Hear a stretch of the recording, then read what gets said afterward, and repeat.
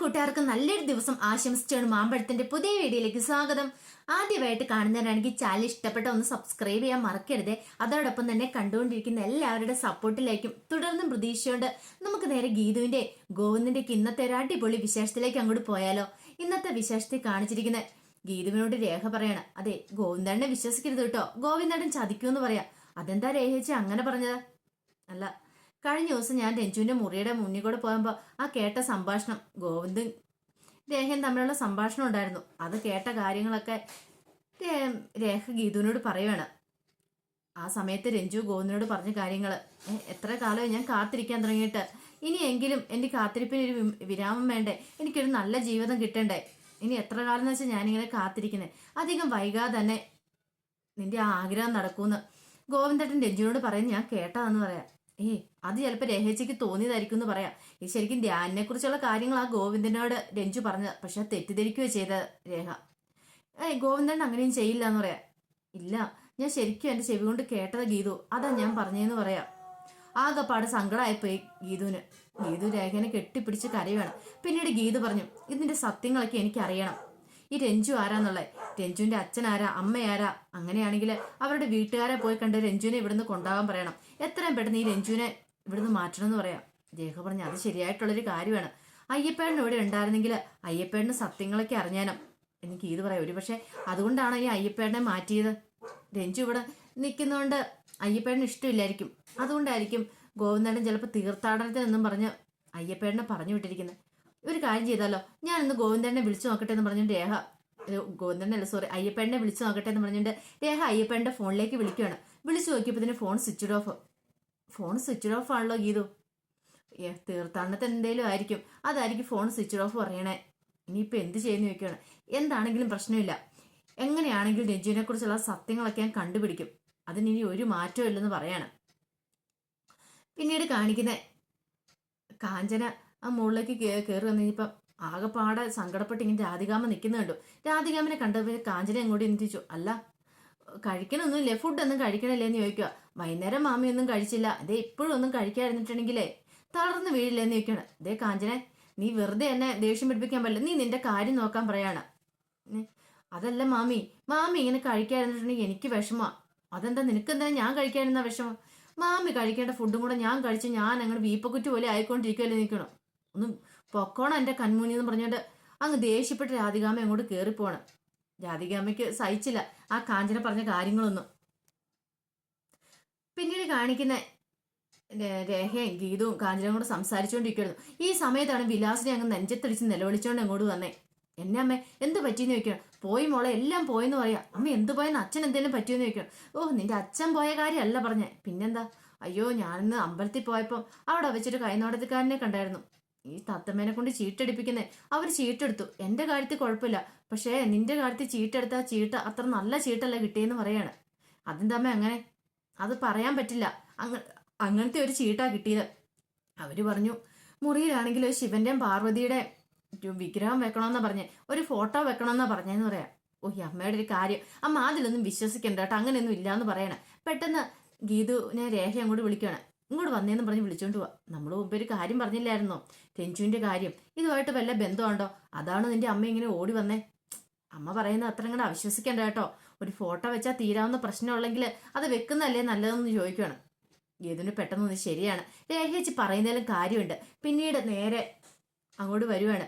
വിലാസിന്റെ അടുത്തേക്ക് വന്നിട്ട് പറഞ്ഞു, ശരി അമ്മ പറഞ്ഞല്ലേ, ഇനിയിപ്പോൾ ഒരു ഫോട്ടോ വെക്കാം, ആ ഫോട്ടോ ഇങ്ങോട്ട് തരാൻ പറയണം. കയ്യിലൊരു ഫോട്ടോ ഉണ്ട്, പിന്നെ ഞാൻ എപ്പോഴും ശിവന്റെയും പാർവതിയും ഫോട്ടോയും കൊണ്ട് വരുമല്ലേ, നീ ഒരെണ്ണം മേടിച്ച് വെക്കാൻ പറയണം. എന്നിട്ട് കാഞ്ചനയോട് പറഞ്ഞു, എനിക്ക് നല്ല വിശപ്പുണ്ട്, ഞാൻ രാവിലെ ഒന്നും കഴിക്കാതെ വന്നേ, നീ എന്തെങ്കിലും കഴിക്കാൻ എടുക്കുക കാഞ്ചനയെന്ന് പറയാണ്. ഗീത് രേഖയോട് വെച്ച് ഫോട്ടോയ്ക്ക് ഇനിയിപ്പോൾ എന്ത് ചെയ്യും? കാഞ്ചന പറഞ്ഞു, എൻ്റെ ഒരു ഫോട്ടോ ഉണ്ട്, അത് ഞാൻ കൊണ്ടേ തരാമെന്ന് പറയാണ്. പിന്നീട് കാണിക്കുന്ന മുറിയെ കൊണ്ടേ അവിടെ ഫോട്ടോ സെറ്റ് ചെയ്യുവാണ്. കാഞ്ചനയാണ് ഭിത്തിയാൽ അതെല്ലാം സെറ്റ് ചെയ്യുന്നത്. അങ്ങനെ ഫോട്ടോ സെറ്റ് ചെയ്തിട്ട് ശിവന്റെയും പാർവതിയുടെയും ഫോട്ടോയിലേക്ക് നോക്കിയിട്ട് ഗീതുവിന് ഒരു സംശയം. ഗീതു ഇങ്ങനെ രൂക്ഷമായിട്ട് നോക്കിയിട്ട് പറഞ്ഞു, രേഖ പറഞ്ഞു, ഈ ഫോട്ടോ ഇവിടെ വെക്കണ്ട രേഖേച്ചി എന്ന് പറയണത്. അതെന്താ? ആ തലയിലേക്ക് നോക്കിയാലും പറയാണ്. തലയിൽ എന്താ ഗീതു, നോക്ക്, ശരിക്കും നോക്കുക. നോക്കിക്കഴിയുമ്പോഴത്തേനും തലയിൽ ശിവന്റെ മുടിക്കകത്ത് ഗംഗ ഇരിക്കുന്നേ. ഓ, അപ്പൊ അതാണ് പ്രശ്നം. ഇതാ കുഞ്ചു ആയിരിക്കും ഗോവിന്ദന്റെ തലയിൽ കയറിയിരിക്കുന്നത്. വേണ്ട വേണ്ട, ഈ ഫോട്ടോ കാണുമ്പോൾ എനിക്ക് പല ഓർമ്മകളും വരുമെന്നറിയാം. ഈ സമയത്ത് ഗോവിന്ദൻ അങ്ങോട്ട് കടന്നു വരുന്നത്, എന്താ എല്ലാവരും കൂടി എന്താ എവിടെയെന്ന് ചോദിക്കുകയാണ്. ഇങ്ങനെ അല്ല ഗോവിന്ദമ്മ ഈ ഫോട്ടോ വെക്കാൻ വന്നതാന്ന് പെട്ടെന്ന് കാഞ്ചന പറയാണ്. നോക്കിക്കഴിഞ്ഞപ്പോ ആഹാ ഇത് കൊള്ളാലോ, ഇത് നല്ല അടിപൊളിയായിട്ടുണ്ട്. രാവിലെ എഴുന്നേറ്റ് കഴിയുമ്പോൾ തന്നെ തലമുടിയിൽ ഗംഗേനെ ഒളിപ്പിച്ചു വെച്ചിരിക്കുന്ന ഗംഗാധരൻ, ആ കാഴ്ച ഒന്ന് കാണേണ്ട തന്നെയാന്ന് പറയണ്ട. ഗീതുവിന് ദേഷ്യം. അതെ അതെ, ഒരുത്തി ഞാനിവിടെ ഉള്ളപ്പം രഞ്ജുവിനെ തലയെ കയറ്റി വെച്ചോണ്ടിരിക്കുന്നു. കൊള്ളാം, ഈ ഫോട്ടോ അങ്ങനെ ഇപ്പൊ ഈ മുറി വെക്കണ്ട. ഗീതു പെട്ടെന്ന് എന്ത് ചെയ്യാണ്, കോന്നൊരു കാലിലേക്ക് ഒന്ന് ചവിട്ടുവാണ്. കോന്ന് പെട്ടെന്ന് കാല് വിളിച്ചിട്ട് എന്താ നീ എന്നെ ചവിട്ടിയോന്ന് ചോദിക്കുവാണ്. ഒരു ഉറുമ്പ് കടിച്ചാ, അപ്പം ഞാൻ അറിയാതെ എന്റെ കാല് കൊണ്ടാന്നറി. ഉറുമ്പ് ഏതാ എവിടുന്ന്? ഓ ഇവിടെ ഉറുമ്പോ ക്ഷുദ്രജീവികളൊക്കെ ഉണ്ടല്ലോ, ഒന്നും പറയാതെയാണല്ലോ ഇങ്ങോട്ട് കയറി വരുന്നതെന്ന് പറയാണ്. ഗോവിന്ദന് മനസ്സിലായി ഗോവിന്ദനായിട്ടുള്ളൊരു കൊട്ടാണ്. ഗോവിന്ദൻ പറഞ്ഞാ എന്തായാലും ആട്ടെ എന്നും പറഞ്ഞിട്ട് അങ്ങോട്ട് പോവാണ്. പിന്നീട് ഗീതു എങ്ങനെ രഞ്ജുവിനെ ഇവിടുന്ന് പായിക്കുന്ന ചിന്തിച്ചുകൊണ്ടിരിക്കുന്ന സമയത്താണ് കാഞ്ചന അങ്ങോട്ട് വരുന്നത്. കാഞ്ചന അങ്ങോട്ട് വന്നിട്ട് പറഞ്ഞു, അതേ ഗീതുപ്പാപ്പ ആ രഞ്ജു ഉണ്ടല്ലോ, രഞ്ജുവാണ് ഡ്രസ്സ് മാറുന്ന കഥക് പോലും അടച്ചിടാതെയാന്ന് പറയണം. നിന്നോട് ആരാ പറഞ്ഞു? ഞാനിപ്പോൾ അങ്ങോട്ട് കയറി ചെന്നപ്പോൾ കണ്ടല്ലേ, നിന്നോട് ആരാ പറഞ്ഞു അവളുടെ മുറിയിലേക്ക് തള്ളിക്കയറി ചെല്ലാനായിട്ട്? അതുകൊണ്ടല്ലേ നീ ആ കാഴ്ചകളൊക്കെ കണ്ടേന്ന് ചോദിക്കണം. ഗീതുപ്പാപ്പ അതല്ല, ഞാൻ തള്ളിക്കയറി ചെന്നല്ല, ഞാൻ അതിലൂടെ പോയപ്പോഴേ അവൾ ഡ്രസ്സ് മാറുന്ന ഞാൻ കണ്ടേ, ഞാൻ എല്ലാം കണ്ടു എന്ന് പറയണം. കഥ കുറ്റിയിടാതെയാണ് അവൾ ഡ്രസ്സ് മാറി. അതേന്നെ, കഥ തുറന്നിട്ടിട്ട് ഗീതുപ്പാപ്പ ഇങ്ങനെ പോയിട്ടുണ്ടാ ശ്രദ്ധിക്കണോട്ടാ. ഗോവിന്ദമാമ ഇവിടെയുള്ള അധികം വൈകാതെ തന്നെ അവൾ ഗോവിന്ദമാമനെ അടിച്ചോണ്ട് പോകുന്നാ തോന്നേ. ഗോവിന്ദമാമനെ കാണിക്കാനാന്ന് തോന്നുന്നു അവൾ ഇങ്ങനെ കാണിക്കുന്നേ. ഓഹോ അങ്ങനെ വരട്ടെ, അവൾക്കിട്ട് ഞാൻ വെച്ചിട്ടുണ്ട്, അവളെ ശരിയാക്കി കൊടുക്കാം എന്ന് ഗീതു മനസ്സിൽ പറയാണ്. അധികം വൈകാതെ തന്നെ അവൾ ഈ വീട്ടിൽ നിന്ന് ഞാൻ ഓടിക്കും, ഒരു നിമിഷം പോലും അവൾ ഇവിടെ നിർത്തില്ല എന്ന് മനസ്സിൽ പറയാ. പിന്നീട് കാണിക്കുന്ന ഞായറാഴ്ചയാണ്. ഞായറാഴ്ച ഗോവിന്ദന്റെ അടുത്തേക്ക് മഹേഷ് വരുവാണ്. മഹേഷ് വന്നിട്ട് ചോദിച്ചു, എന്താ നമ്മൾ ഇന്നിവിടെ കൂടുവല്ലേന്ന് ചോദിക്കും. അയ്യോ വേണ്ട വേണ്ട, അപ്പൊ നീയല്ലേ പറഞ്ഞേ ഇവിടെ നമുക്കിന്ന് കൂടാന്ന് പറഞ്ഞേ. അയ്യോ ഇവിടെ എങ്ങാനും മദ്യം കയറ്റിയെന്ന് അറിഞ്ഞിട്ടുണ്ടെങ്കിൽ അതോടുകൂടി ഗീതു ഇവിടെ പ്രശ്നങ്ങൾ ഉണ്ടാക്കും. ഗീതുവിന് ഇഷ്ടമില്ലാന്ന് അറിയാലോ മദ്യപിക്കുന്നേ. അതിനിപ്പോ എന്താ എന്നാ കുഴപ്പമെന്ന് ചോദിക്കണം. അതൊന്നും പറ്റില്ല, അത് നമുക്കൊരു കാര്യം ചെയ്യാം, നല്ല അടിപൊളി കള്ള് തെങ്ങേന്നപ്പോൾ ചെത്തിയെടുത്ത കള്ളുണ്ട്, അത് നമുക്ക് ഞാൻ പറഞ്ഞിട്ടുണ്ട്, അതാണ് കുഴപ്പമില്ല. മദ്യമാണെങ്കിലല്ലേ പ്രശ്നമുള്ളൂ, കള്ളാണെങ്കിൽ കുഴപ്പമില്ലെന്ന് പറയാം. അത് കൊള്ളാം, അത് നല്ല ഐഡിയ എന്ന് പറയാണ്. അത് നമ്മൾ ഗീതുവിന് വലിയ ശല്യങ്ങളും ഉണ്ടാവുമെന്ന് പറയണം. ഈ സമയത്ത് ഗീതു ഇത് കേട്ടോണ്ട് അങ്ങോട്ട് വരുന്നത്. ഓഹോ ഇതൊരു ബാറാക്കാനാണ് രണ്ടുപേരുടെയും തീരുമാനം, അത് ഈ വീട്ടിൽ നടക്കില്ല എന്ന് പറയണേ. ഗീതു അതിന് മദ്യം കുടിക്കുന്ന കാര്യമല്ല പറഞ്ഞേ, വിളിച്ചിട്ട് കള്ളു കുടിക്കുന്ന കാര്യം പറഞ്ഞേ. അതിനിപ്പോ നീ ഇത്ര പറയാൻ എന്തിരിക്കുന്നു? എന്താണെങ്കിലും ഈ വീട്ടിലത് നടക്കില്ല, കമ്പനി കൂടാനൊന്നും ഇവിടെ സമ്മതിക്കില്ല, അതൊക്കെ വേണേ പുറത്ത്, ഈ വീടിനകത്ത് ഇമാതിരി കോലാഹലങ്ങളൊന്നും പറ്റില്ല എന്ന് പറയണം. ഈ സമയത്ത് കാഞ്ചനയും രേഖയും കൂടെ അങ്ങോട്ട് വരുന്നേ. രേഖ വന്നിട്ട് ചോദിച്ചു, എന്താ ഗീതു, എന്താ അവിടെ ഒരു പ്രശ്നം എന്ന് ചോദിക്കാണ്. അല്ല ഇവിടെ ഇരുന്ന് മദ്യപിക്കാൻ പോകുന്ന ഇവരെല്ലാരും കൂടെ കൂട്ട്. ഓഹോ അതാണോ, അതിന്റെ ആവശ്യമുണ്ടോ? ഗീതിന് ഇഷ്ടമില്ലെങ്കിൽ അത് പുറത്താക്കുന്നല്ലേ ഗോവിന്ദേട്ടാ നല്ലതെന്ന് ചോദിക്കുകയാണ്. പെട്ടെന്ന് ഗോവിന്ദ് പറഞ്ഞു, അതിനിതും മദ്യപിക്കുന്നതെന്ന് ആര് പറഞ്ഞു? ഇത് നല്ല അടിപൊളി കള്ളാന്ന് പറയും, തെങ്ങേന്ന് ചെത്തിയെടുത്ത നല്ല അടിപൊളി മധുരക്കള്ള്, അതിന് മദ്യപാനത്തിന്റെ കൂടെ കൂട്ടാൻ പറ്റുമെന്ന് പറയാം. കാഞ്ചന പറയാം, അത് ശരിയാ പറഞ്ഞത്, കള്ള് അങ്ങനെ കുടിക്കുന്നതുകൊണ്ടോ ഒരു ദോഷമില്ല, അത് ഈ വീട്ടിൽ ഇരുന്ന് കുടിച്ചെന്നോർത്തൊന്നും സംഭവിക്കാൻ പോകുന്നില്ലെന്ന് പറയാണ്. ഈ സമയത്ത് രഞ്ജു അങ്ങോട്ട് വരുന്നേ. രഞ്ജു വന്നിട്ട് കാര്യങ്ങളൊക്കെ വെച്ച് ചോദിക്കുക, എല്ലാരും കൂടെ ഈ ചർച്ച ചെയ്യുന്നേ. അപ്പൊ കാഞ്ചന പറഞ്ഞു, അല്ലേ ഇവിടെ ഇരുന്ന് എല്ലാരും കൂടെ മദ്യപിക്കാനാ പരിപാടി, നല്ല അടിപൊളി കള്ള് കുടിക്കാനാന്ന് പറയണം.